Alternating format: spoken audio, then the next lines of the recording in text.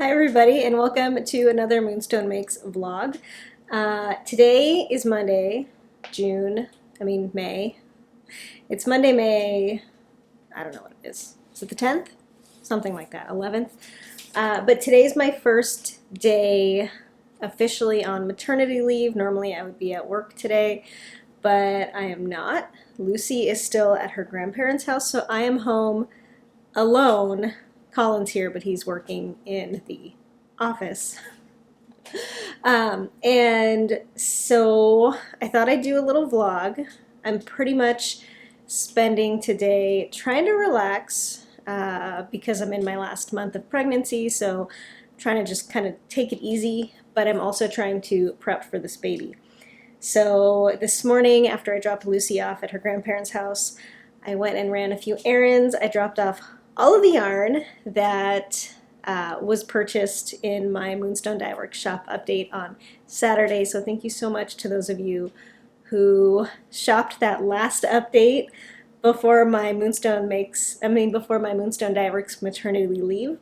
So I dropped all that yarn off at the post office, and I did a little grocery shopping to get some stuff for some freezer meal prep stuff. So I'm making a whole bunch of freezer meals to have stocked up in the freezer for when this baby comes. And I've done a couple of things where I've cooked the meal and then frozen the final product. I made a big batch of chili and a big batch of bolognese sauce just to have on hand. So those are just in containers ready to heat up in the freezer. And now what I'm doing is I'm making a bunch of Instant Pot frozen meal things, packets, bags. So I'm putting everything, instead of cooking a whole dish and then freezing it and then reheating it later, I'm putting everything raw into a baggie, and then you just pop that out of the baggie into the Instant Pot and pressure cook it from frozen. So I found a bunch of stuff online about doing this. One of my favorites that I found, I can't remember offhand, actually, no, I can't remember, but there was one blog that had like a whole collection of them, and I liked those ones the best, so I'm going to link it below. But I'm using about 5 or 6 recipes from that, and right now I'm doing some lentil soup. I've already got in the freezer some, no, I can't remember. But I'm doing lentil soup today, some like shredded beef thing. And then I'm also doing like a chicken and pinto bean and like shredded carrot thing. So I'm prepping all that right now while watching Susan from KnitLib. And I also plan to steek my spark cardigan today, so I'm going to take you along with me while I do that.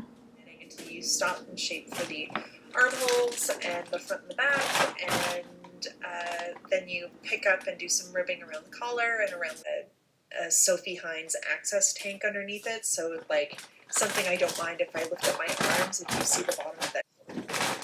A little row, one of the the lace rows with sort of random like yarn, which is somewhere. Where's it? Oh, it's here. But the majority of the body is going to be knit. I need to have a shorter cable, but I think those cables are being used in a different project, so I don't know where they are. But yeah. I am working along at that. This is good. A good project for Zoom hangout. Really into that. What else do I have to show you? But I'm actually saving that for a different video. I'm going to do a separate thing that's all about punch. Okay, so I got all of my freezer prep meal done, and I've got everything kind of packed away in the freezer now, and it's kind of a big relief to get that done and just ready to go for when I have a newborn and cooking sounds really hard. All I have to do is pull something out of the freezer. I'm pretty excited. So I'm going to show you what's in there. Okay, so this is it. This is 2 yogurt containers full of bolognese sauce. And these are all my instant prep freezer meals. So, like I said before, everything is just like raw, cut up, thrown in baggies, and then you put that right in the Instant Pot and pressure cook. So I've got the lentil soup that I just made. This is some chicken, beans, and rice. This is chicken tinga, chicken soup, chicken and rice soup. It's all chicken. This is Moroccan spiced chickpeas, and that is the Italian shredded beef. Right here, I've got a loaf of bread. I like making whole wheat or multigrain sandwich bread. And the last time I made it, I made a double batch and put 1 batch in the freezer so that it's just ready to go. These are some frozen cookie dough pieces.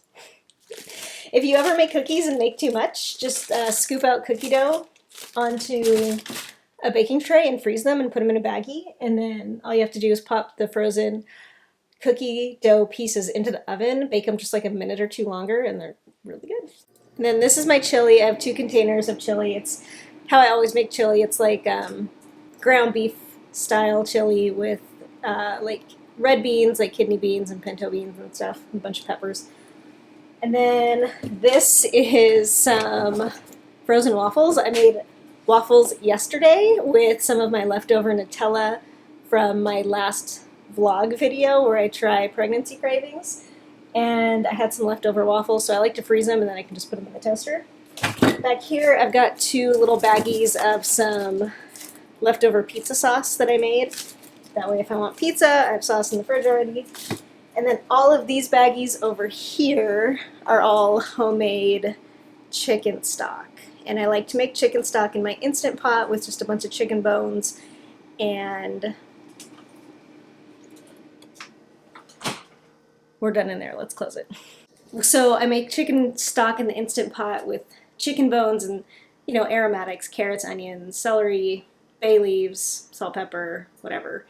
And I like to make those big batches at a time and then portion them into baggies and put them in the freezer. So I always have chicken stock on hand. And I do them, the nice thing about the Instant Pot is you can do it in there for a really long time and the pressure really brings out the nutrients of the bones. And pretty much you're making bone broth, which is, bone broth is just chicken stock that has been cooked an extra long time. And in the Instant Pot, you can do it for just like a few hours and it's like really, really good and nutrient dense. So that's what I've got in there. And we're also going to make a trip to Costco in the next week or so. And we plan on getting like 1 frozen lasagna, which I think those are huge. I don't know. We haven't looked at it yet. We've never gotten them before, but we're going to try. And like a pack of frozen pizzas, which I love frozen pizza. If you've watched my vlogs before, you probably know how much I love pizza. I even love frozen pizza, so I'm pretty excited about that because we never buy frozen pizza. But this is the time. And I don't know. We're going to kind of peruse their frozen food section and see what we can still fit in there. So yeah, I'm pretty excited that that prep is done and ready to go. And I have a little bit more work left to do today in terms of wrapping up Moonstone Dyeworks. And other than that, I'm just going to spend today taking it easy, and hopefully I can take you with me while I cut open my sweater. I'm loving it. So if you want to have a go at Ajiaco with me, there is a lot of help in that thread, which I will link below on Ravelry, and you can use the hashtag, which is on the screen as well, because I'll draw. I include the Instagram hashtag when I'm drawing the winner, and it's just nice for me because I follow that hashtag and I can see what you're all making. There's a lot of helpful people talking about things with this stuff and left leg in this case. I should say left leg because that was left leg. But stay off of the leg that's on either side. So I'm just watching some tutorials about machine reinforcements for steaks. I'm watching the Fat Squirrel one right now, and I'm not like watching the whole thing. I'm just kind of jumping around to see what they say about it and like where to do it. So I think what I'm finding is that I'm going to do a zigzag stitch up one of the stitches that's close to my center steek stitch. So here is my cardigan that was knit in the round. This is a Spark cardigan by Andrea Mowry. And I'm going to do a steek right up the center, so a couple stitches in the middle-ish are going to get a zigzag stitch running straight up them. And yeah, I'm kind of winging it. Like I said, I skimmed some tutorials, and the pattern does call for reinforcement. I think she specifically mentions machine reinforcement. And so that's what I'm doing. I'm in my garage right now, which is now where my sewing machine lives. So I had to get it down up off of this giant shelf that lives right here now. And I've uncovered it because now I keep it covered because it lives in the garage. And plugged it in, and we're gonna see about getting going on it. So you can do that. Usually it's like a screw on the top of your machine. Sometimes it's a dial. Check your manual; it'll tell you. Of course, if you stitch on your swatch, you don't have any trouble. Cool beans. But usually, I do have to.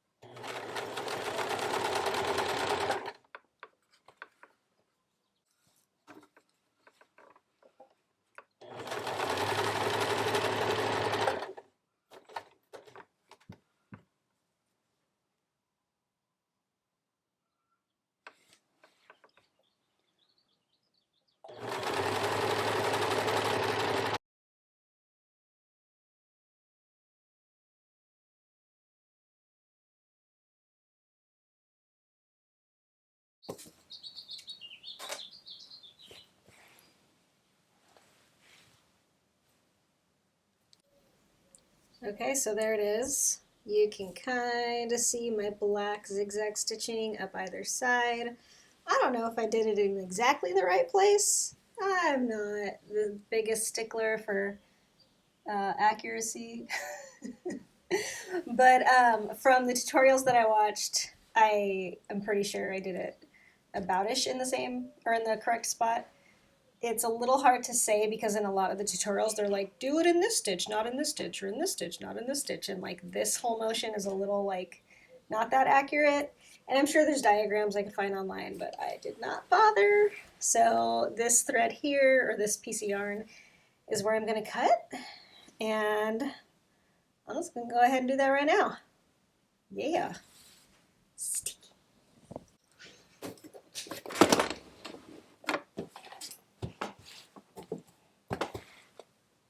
One of the scariest parts about that whole process was, since this is knit in the round and it's like a whole body tube, I was really afraid that I was gonna catch the backside of my fabric into the stitches.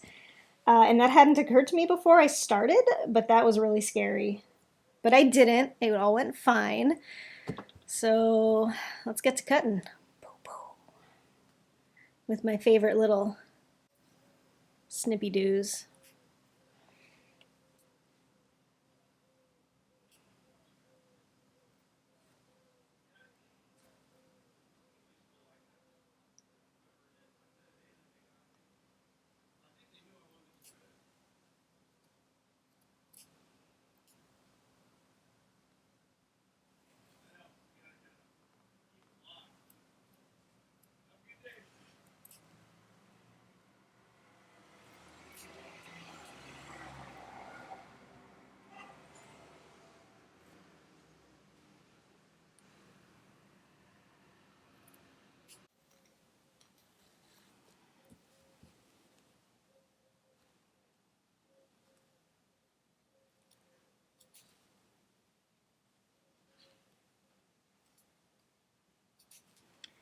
What do you think? Am I doing it right? Am I freaking you guys out?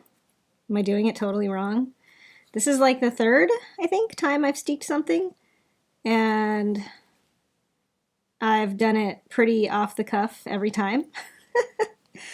And I know that when I steeked my Guthrie, I definitely did it a little wrong, but it was fine. It never came unraveled or anything. It was very sticky yarn.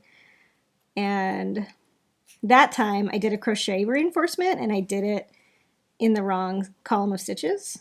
So I did it out a little farther than you really should, which I think is still okay. But, you know, still did it wrong. I would not be surprised if I'm doing this one a little wrong too, but that's okay. I think that's kind of my style. We'll see what happens.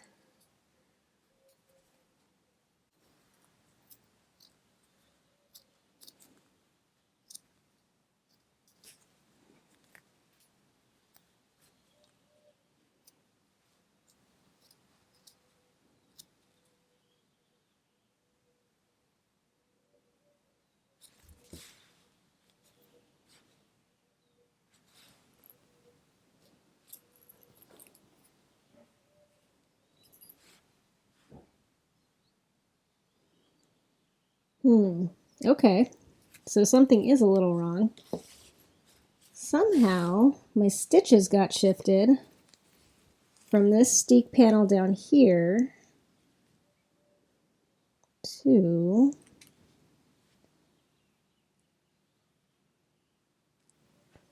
let's see, 1, 2, 3, 4. Yeah, it was supposed to be that stitch, but if you follow that stitch line all the way up to the top, is definitely off center from the raglan, which is a bummer.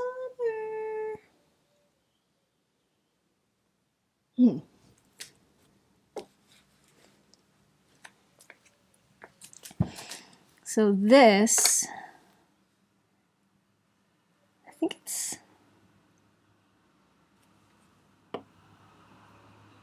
really weird.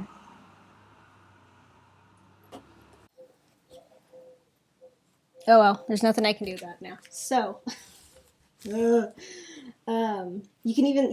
think I noticed it because it was on the camera, but these are my decrease stitches on either side of the steek, and my steek yarn runs up not in the middle of that.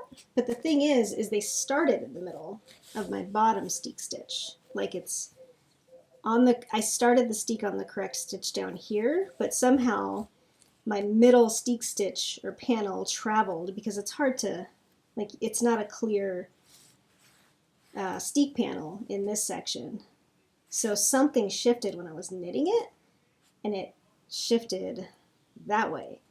So I think my steek stitch up here should be this column, not this column, but that's just not what happens when you travel up a single column of stitches all the way from the bottom. So my stitch count was off at some point. So I think what I want to do is just shift my cutting stitches one stitch over so that it's a little more even at the top. But I've already done my reinforcement the other way. So I have a decision to make. This is awesome. Let's see.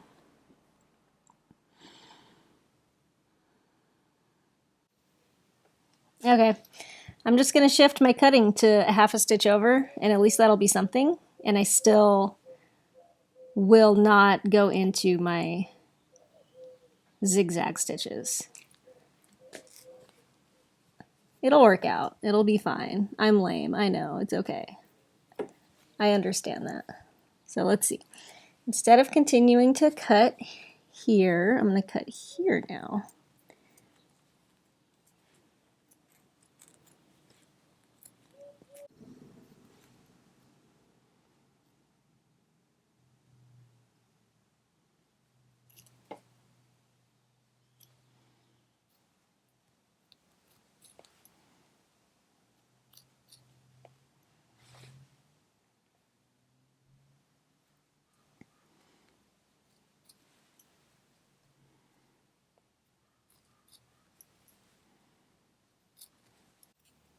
Ah!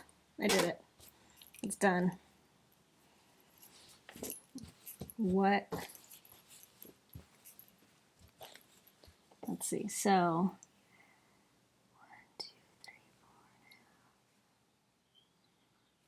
4. So I think pretty much I have 1 stitch extra over here than I do over here, which it's not like I've never done that before knitting a regular cardigan, so oops, it's okay, it's okay. Okay, so that wasn't the most smooth steeking experience in the whole world, but so far it has never been as smooth as maybe it could. It's okay. Okay, so let's try it on.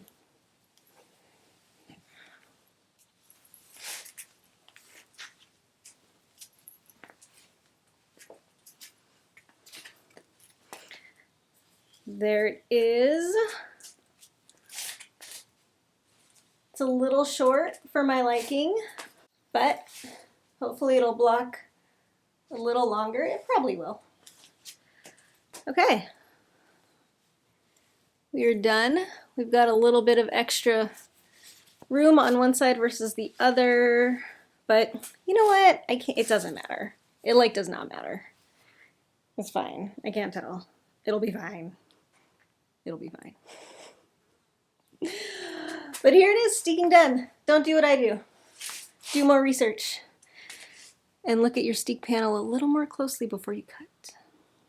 So all that's left to do now, the lighting is really bad in the garage, by the way. I'm trying to anyway, all that's left to do now is pick up my stitches. Well, I'm supposed to tack down, I'm supposed to whip stitch down the live stitches as well as having that steek reinforcement. So we'll see if I do that. I probably will. The pattern says to do it. I don't know. We'll see if I do it. But then I will pick up stitches and do the shawl collar, which I have about a skein and a half left of my main color, which is the brown, to do that. And then it'll be done. Yay! I'm very excited. It's fine, right? It's fine. It's totally fine. I'm not worried about that extra stitch. It's 1, maybe 2 stitches max shifted from the center. And can you tell I'm talking myself through it? It's not that big of a deal. I have done that before with, what did I do it with? I can't remember, but a non-steek cardigan had like 1 or 2 more stitches over here than it had over here. And I've never been able to tell. I can't even remember what sweater it is. So it's gonna be fine. It's gonna be totally fine. Okay, I'm done with this. I'm done with this steeking business for like another year. No more steeks for a little while. Someone can point me to like a scientific paper on this, but for some reason, if you slice them too thin and the starch washes out of them, they will never soften. So if you like shred potatoes for hash browns, for instance, or latkes, and you rinse them until there's no starch left, and then you try and boil them. These kernels are actually a little bit bigger and whiter and starchier than Colombian Mazorca. Of course, you can find this kind of corn in Colombia as well, but the corn that you would use for Ajiaco has big yellowish kernels that are not, and it'll take about 15 minutes, and I'll be back to you once the chicken is cooked through. So Okay, so I am done picking up the stitches for the neckband, and I've started working on that neckband or the shawl collar and doing the short rows. So let's try not to lose any stitches. That's what it's looking like right now. Here is the beginning of the short row collar. And here is what the inside of that steek looks like.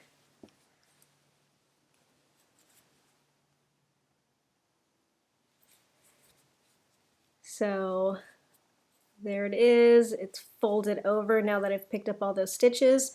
And I have a few notes on what went wrong earlier or how I'm dealing with it. So in case it was unclear when I was actually doing it. because I noticed when I was actually doing it. Something happened in my knitting where that center column of the steek panel shifted and there became more stitches on one side than the other. So when I followed the center stitch from the bottom of the sweater all the way up to the top, at the bottom it was in the center, at the top it was offset.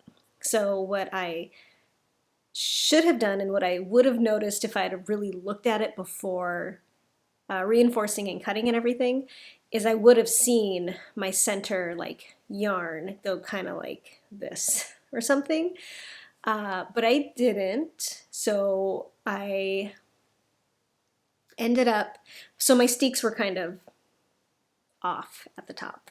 I mean, my reinforcements were off at the top. So once I noticed it, I was halfway through steeking, cutting, and once I did notice, I realized I had a teeny bit, like a half a stitch of wiggle room between my reinforcements. So I just moved that cut over that half a stitch and cut the rest of the way up, so that was a half a stitch more centered than what it would have been. And then when I picked up my stitches, what I did is I offset the stitches that I picked up post steeking. So the side that had 2 little stitches on it, I was able to pick up stitches closer to my steek zigzag stitch, like 1 whole stitch closer to that. And the side that I had too many stitches on, I just picked up for the collar 1 stitch into that section. So I think between those 2 things, I'm more even than I was before, and I'm happy with it. I think I'm pretty smart for fixing it the way I did after the fact. I mean, it is a bummer. I wish I would have noticed that discrepancy before I reinforced and started cutting, because I could have just kind of shifted everything to where it was centered, but it's fine. I think I'm happy with how I figured it out from there. So yeah, I think it's pretty centered now that I did that. And so now the only like big discrepancy is that one of my raw edges, how it flips under where I picked up the collar stitches. So this little section right here that's kind of folded under, one of them is like 1 whole stitch, 1 whole row, or maybe 1.5 rows wider than the other one, which I don't think is going to be that big of a deal. I'm just going to leave it. And now that I have picked up stitches, it folds under really evenly. So once I'm done with the collar, then I'm going to go through and whip stitch and tack down those 2 little flaps under the collar. So you saw it here live with me, my realization that I messed it up, but that's okay. We mess up knitting. It's not a huge deal. And I fixed it, at least to the best of my ability, and I'm happy with my fix so far. It's not done yet, but I'm pretty happy with what I ended up doing to fix it. And now I'm just working on a whole bunch of short rows with my beautiful brown yarn that I love. And I got a big old collar to do. And then I will whip stitch. I will sew up my underarms and, I don't know, weave in ends and stuff. And then this thing's gonna be done. I'm gonna block it. Hopefully it's gonna grow in length a little bit. And I have right here that, if you watched my last podcast episode, I said that I was going to knit a baby hat with my leftover contrast color, which is this hand-spun orangey color yarn. And I have started that. I started it yesterday, and I just thought I'd show you that. So this is a little top-down hat. It is called the Noah's Hiking Hat by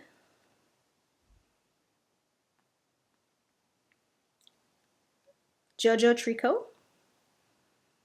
and that's it. So it's a kid's hat that has like ear flaps and a pom-pom on the top and then like ties under the ear flaps. And I'm doing the 6 to 12 month size for my kid who is going to be born soon. And so I'm pretty excited about that. I'm doing a little bit of a bigger size because he's going to be born in the summer, so hopefully it'll fit in the winter or spring of next year. And yeah, I'm pretty excited that I actually started it. Well, I will talk to you in some other vlog. I'm probably going to pretty much leave it here for today. And it's almost, most of the day is gone. It's almost time for Lucy to come back home, and yeah, we'll see what else I can fit into today until she does. Okay, thank you for watching. Thank you for being here with me and following along with my vlogs. I will talk to you next time.